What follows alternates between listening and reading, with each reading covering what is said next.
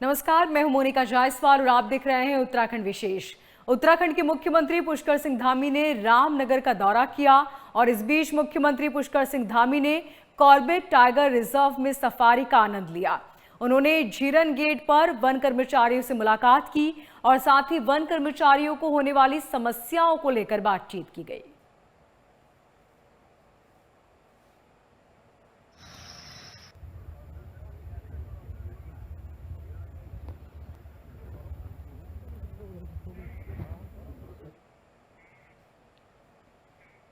वहीं देहरादून के सर्वे चौक पर स्थित IRDT ऑडिटोरियम में संवाद स्वास्थ्य एवं स्वास्थ्य सेवा सम्मान समारोह का आयोजन किया गया, जिसमें केंद्रीय राज्य मंत्री अजय टम्टा और कैबिनेट मंत्री सुबोध उनियाल, राज्य महिला आयोग के अध्यक्ष कुसुम कंडवाल समेत कई लोग शामिल हुए। 26 डॉक्टरों को सम्मानित किया गया। केंद्रीय राज्य मंत्री अजय टम्टा ने कहा कि डॉक्टर आपातकालीन स्थिति में जो योगदान देते हैं वो अभूतपूर्व है। वहीं कैबिनेट मंत्री सुबोध उनियाल ने कहा कि डॉक्टर न केवल एक पेशेवर हैं, बल्कि वे समाज के लिए एक प्रेरक शक्ति भी। उन्हें सम्मान देना सिर्फ औपचारिकता नहीं, बल्कि समाज की जिम्मेदारी है।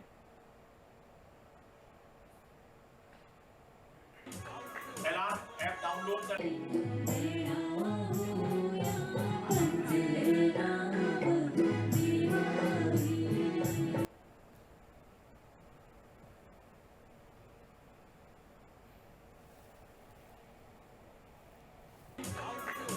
ऐप डाउनलोड करें।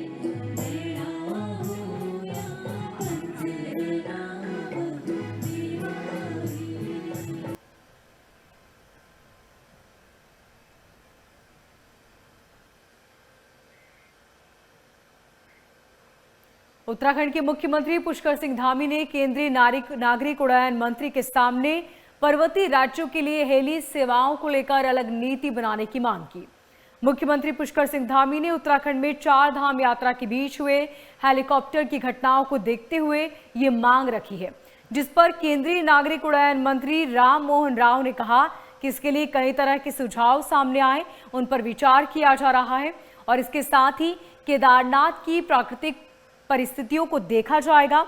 उसके बाद ट्रैफिक कंट्रोल की स्थापना को लेकर अन्य विकल्प पर भी बातचीत की जाएगी।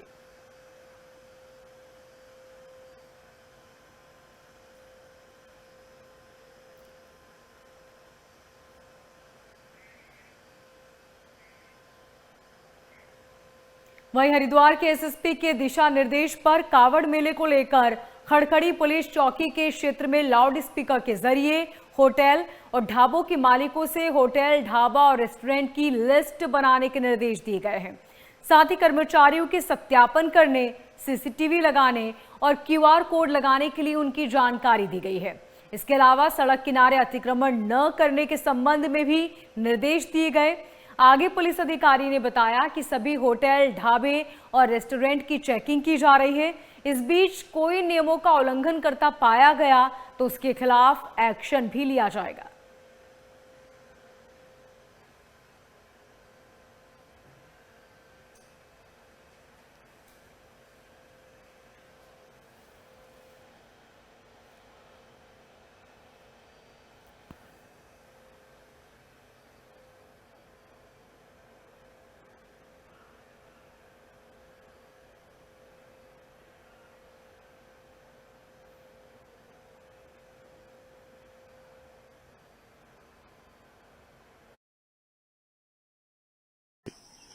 उन 40 के 40 डिवीज़नों में हम फलदार पेड़ लगा रहे हैं। आज हमने यहाँ पर उसकी शुरुआत भी की। आप देख रहे होंगे बड़ी संख्या में हमारे फायर लाइन के दोनों तरफ ये पेड़ लगाए जा रहे हैं। इनका संरक्षण भी करना है। हमारे जीव जंतुओं को उनका भोजन भी मिलेगा और बेजान जीव जंतुओं को भोजन देना, उनके लिए पेड़ सेवा करना, ये अपने आप में बड़ा पुण्य काम है। अभी हमारा हरेला पर्व आ रहा है।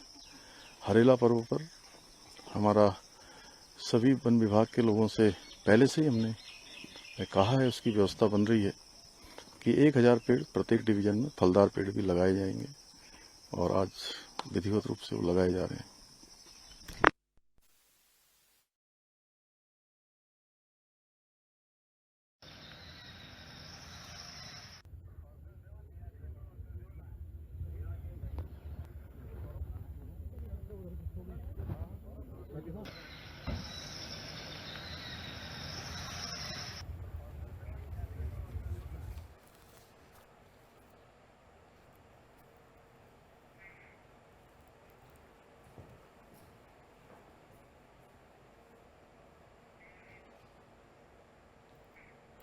वहीं उत्तराखंड के सीएम पुष्कर सिंह धामी ने कैलाश मानसरोवर यात्रा के जत्थे को शनिवार को टनकपुर से रवाना किया था। वहीं मानसून के बीच यात्रा में कोई रुकावट न बने, इसको लेकर आपदा विभाग भी अलर्ट मोड पर है। आपदा सचिव विनोद कुमार सुमन ने कहा कि आपदा विभाग की कोशिश है कि मानसरोवर श्रद्धालुओं को मानसून के बीच किसी तरह की कोई परेशानी न हो।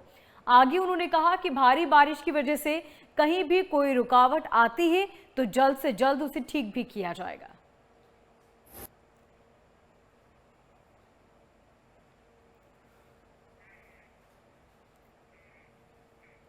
वहीं उत्तराखंड में मानसून के बाद कई इलाकों में भारी बारिश का सिलसिला जारी। इस बीच पीडब्ल्यूडी विभाग को राज्य में संचालित पुलों के निरीक्षण की जिम्मेदारी दी गई।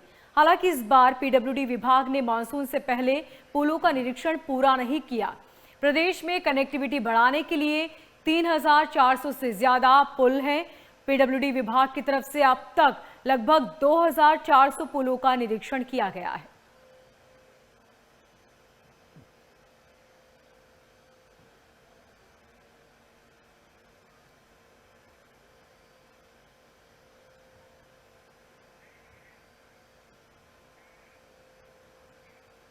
उत्तराखंड के पर्वतीय क्षेत्रों में मानसून की वजह से भारी बारिश हो रही है। वहीं भारी बारिश की वजह से तबाही और नुकसान की तस्वीरें भी सामने आ रही है। इस बारिश की वजह से केंद्र सरकार की जल जीवन मिशन योजना को लाभ मिल रहा है। मानसून की दस्तक के बाद प्रदेश में हो रही बारिश फिलहाल अच्छी है। इसकी वजह से जल जीवन मिशन के सबसे बड़े रिसोर्स ग्राउंड वाटर लेवल में इजाफा हो रहा है। हालांकि इस बारिश की वजह से जल जीवन मिशन का काम बाधित जरूर हुआ। भूस्खलन की घटनाओं के चलते लोगों के घरों में पानी पहुंचना और पाइपलाइन बिछाने में काफी परेशानी हुई। हालांकि इसके लिए जो तय समय की दिया गया था, विभाग ने उससे पहले ही अपने टारगेट को पूरा कर लिया।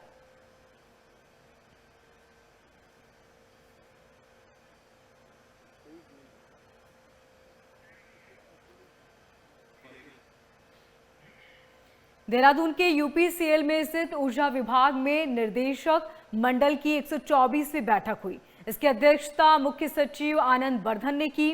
बैठक में बिजली उत्पादन और बिजली वितरण से संबंधित प्रोजेक्ट के समेत कई मुद्दों को लेकर बातचीत हुई।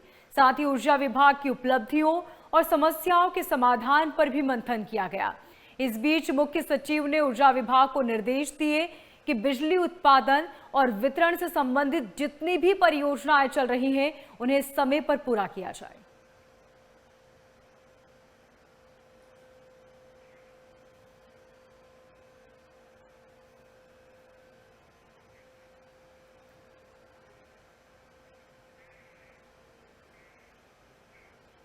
उत्तराखंड के मुख्यमंत्री पुष्कर सिंह धामी के राज्य में सरकार के 4 साल पूरे हो चुके हैं।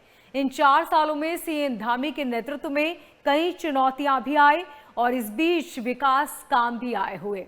सरकार ने कई बड़े फैसले भी इस बीच लिए। देखिए रिपोर्ट।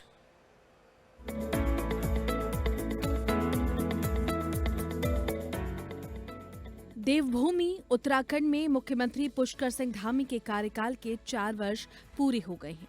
इन 4 वर्षों में मुख्यमंत्री पुष्कर सिंह धामी ने अपनी कार्यकुशलता और समाज सेवा का उदाहरण पेश करते हुए कई बड़े फैसले लिए और विकास कार्यों को गति दी। इन 4 वर्षों में सीएम धामी के नेतृत्व वाली सरकार ने रिकॉर्ड तोड़ 24,000 युवाओं को सरकारी नौकरी दी।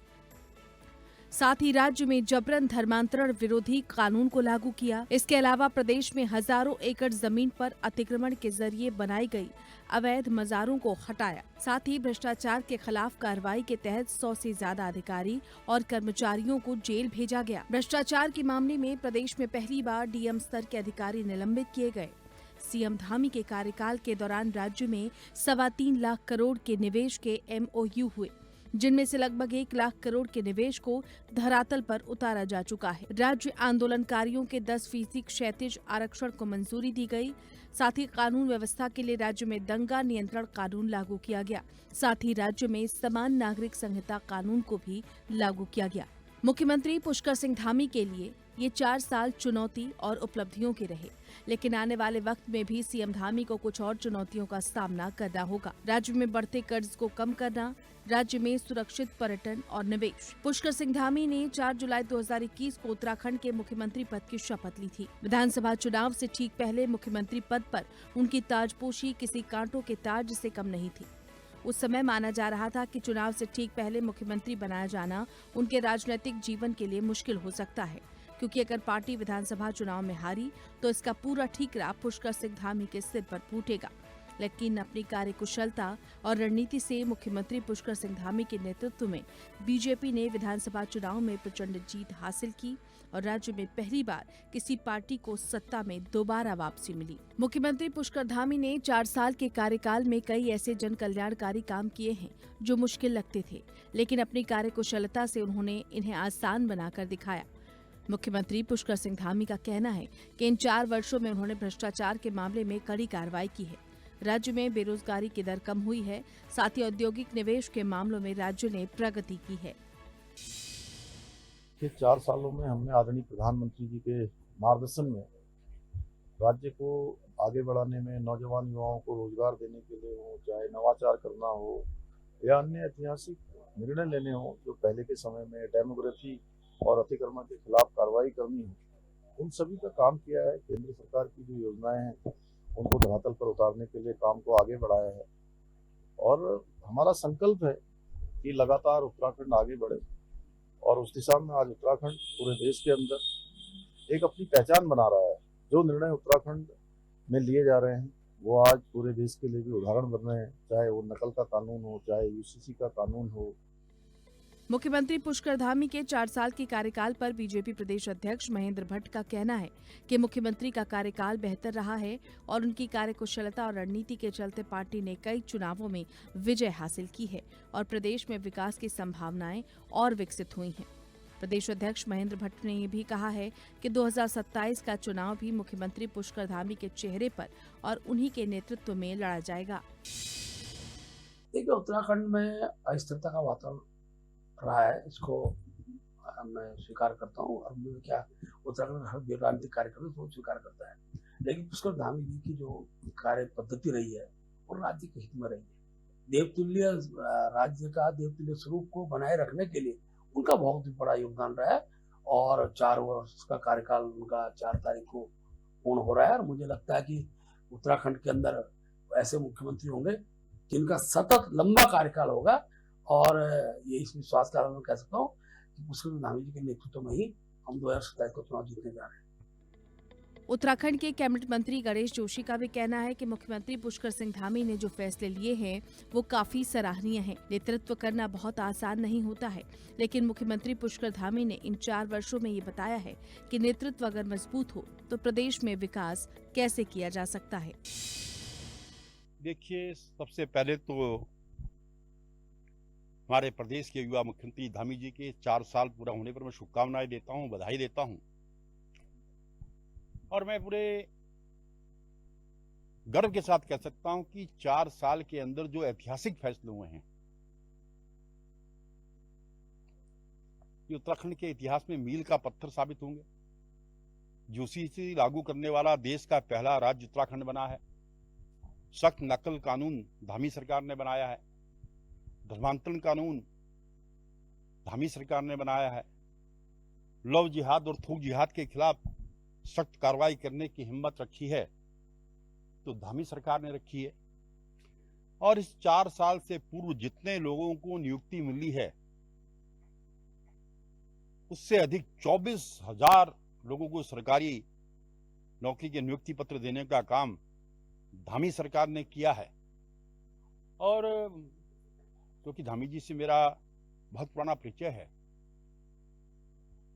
उम्र में मुझसे बहुत छोटे हैं, लेकिन जिस प्रकार वो फैसले लेते हैं वो एक परिपक्व राजनीति का संकेत देते हैं और ये इन्होंने अपनी कार्यकुशलता के बल पर, चाहे उपचुनाव हो, चाहे नगर निगम के चुनाव हो, चाहे प्रदेश से बाहर उनको बुलाया हो, जो उनका स्ट्राइक रेट रहा है, मैं उनको अपनी ओर से शुभकामनाएं देता हूं, बधाई देता हूं।